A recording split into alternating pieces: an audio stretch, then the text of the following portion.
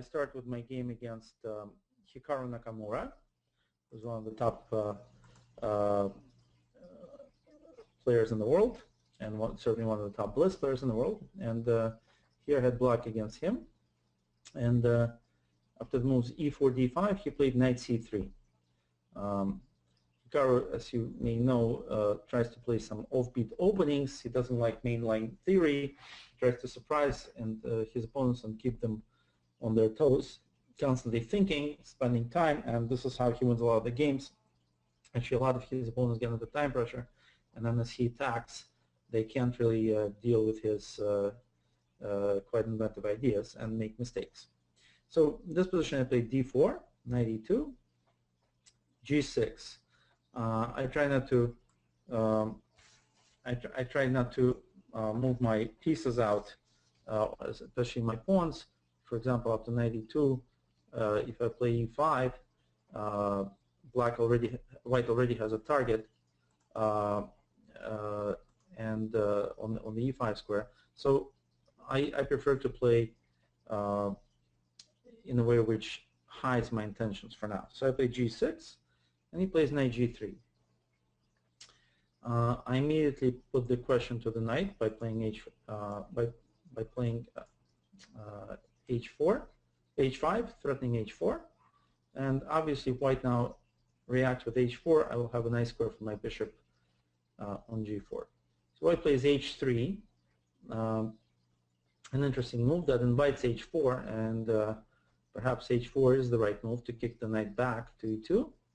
But I played bishop g7 for now, thinking I can always move my pawn to h4, although that's actually kind of wrong thinking, because if you think about it, after h4, knight e2, the bishop can't come out to c4, which is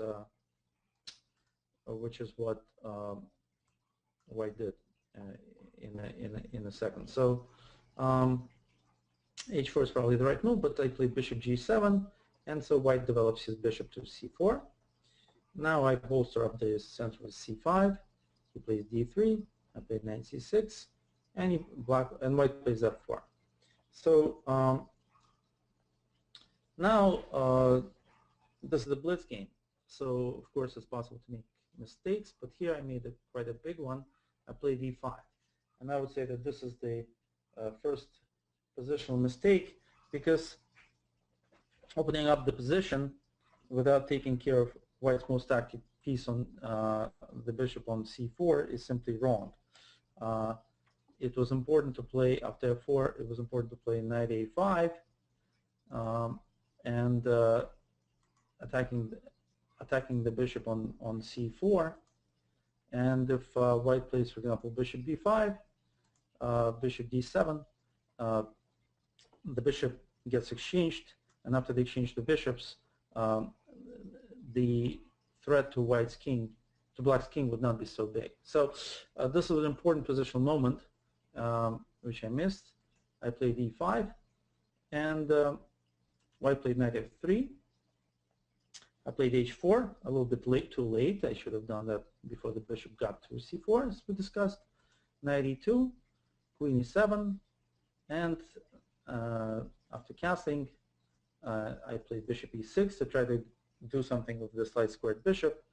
But of course, the whole problem with black's position is that white does not exchange the bishop and keeps it alive and threatening a lot of things.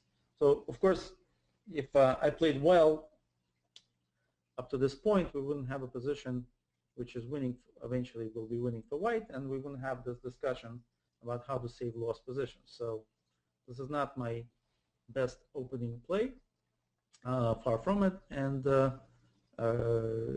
especially against one of the top players in the world. So this is going to be it'll get much worse before it gets any better. But let's see what happens now.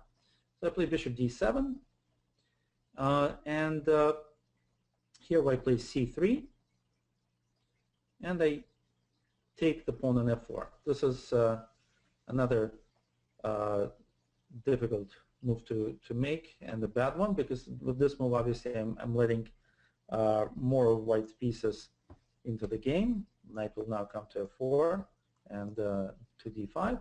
I should have at least played something like castles, queen side, sort of biting the bullet and letting things sort of chips fall as they may. Of course, white would be quite a bit better, having the chances to open up the position on the queen side.